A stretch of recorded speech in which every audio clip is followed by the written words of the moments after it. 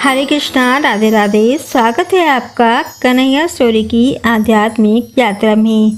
Friend, जो भी हम व्रत रखते हैं उसको तभी पूर्ण माना जाता है जब हम उसका उद्यापन कर देते हैं, लेकिन इन 6 व्रतों का हमें कभी भी उद्यापन नहीं करना चाहिए। क्या आप जानते हैं कि वह 6 व्रत कौन से हैं? वैसे जो भी हम व्रत करते हैं, आरंभ करते हैं और जब तक हम कर पाएँ उसके बाद हम उसका उद्यापन कर देते हैं, लेकिन इन 6 व्रतों का कभी भी उद्यापन नहीं करना चाहिए। उद्यापन करने की आवश्यकता ही नहीं है।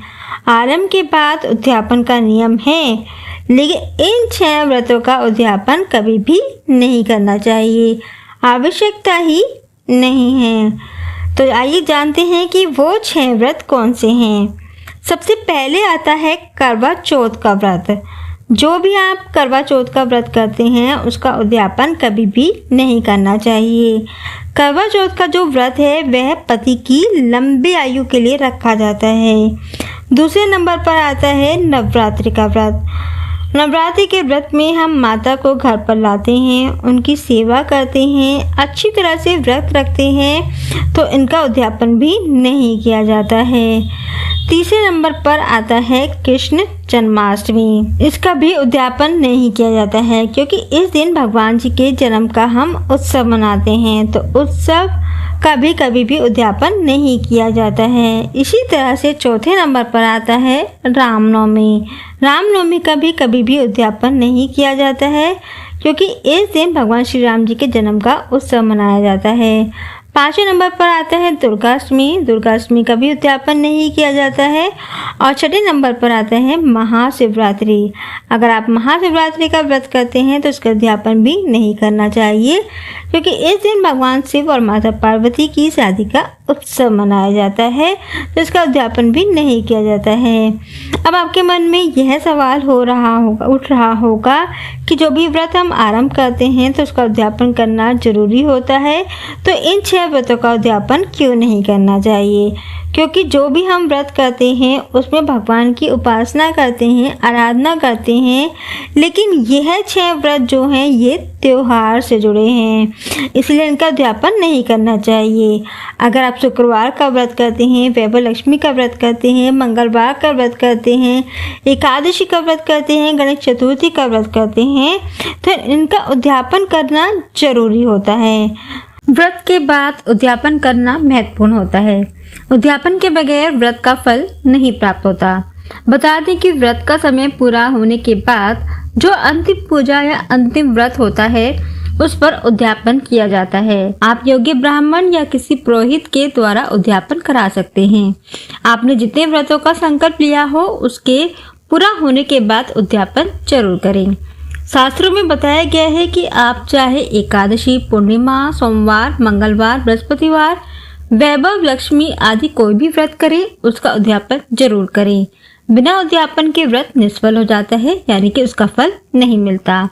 यदि पूजा पाठ व्रत में कोई गलती हो या फिर किसी कारण कोई व्रत छूट गया हो तो इन व्रतों की पूर्णतः के लिए उद्यापन किया जाता है।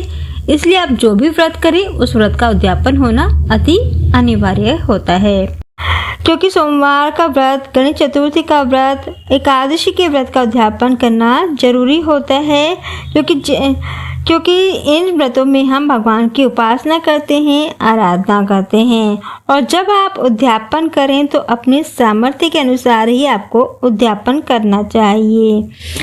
कुछ लोग भव्य तरीके से उद्यापन करते हैं और कुछ लोग संक्षिप्त तरीके से। अगर आपके पास ज़्यादा पैसा है तो आप विस्तार रूप से कीजिए। अगर आपके पास धन की कमी है तो आप संक्षिप्त रूप से भी उद्यापन कर सकते हैं। भगवान सिर्फ आपकी भावना देखते हैं, आपके धन को नहीं देखते हैं। क्योंकि जैसे कोई लोग एकादशी का उद्यापन करते हैं तो भागवत कथा कराते हैं, जिनके पास ज़्यादा पैसा है तो वो भव्य तरीके से करते हैं। अगर आपके पास धन की कमी है तो आप एक ब्राह्मण को भोजन कराकर भी उद्यापन कर सकते हैं। उद्यापन हमेशा अपने हिसाब से ही करना चाहिए। उद्यापन हो, पूजा हो या कुछ भी हो, सब कुछ अपने हिसाब से ही करना चाहिए। भगवान सिर्फ आपकी भावना देखते हैं। अगर आप सच्चे मन से उनको एक फूल भी चढ़ा देंगे भगवान को तो आपकी प्रार्थना स्वीकार होगी। बस मन में सच्चा भाव होना चाहिए।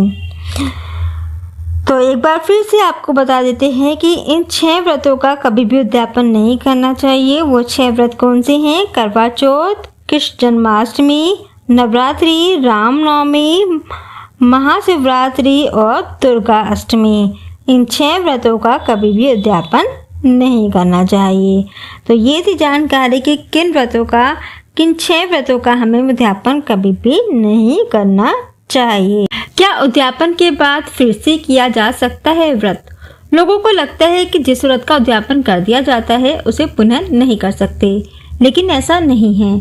आपने जिस व्रत का भी उद्यापन किया हो उसे पुनः प्रारंभ किया जा सकता है। नई श्रृंखला के साथ फिर से उस व्रत को आप उठा सकते हैं। व्रत का दोबारा से संकल्प लेकर दोबारा से व्रत को शुरू कर सकते हैं। जय श्री राधे।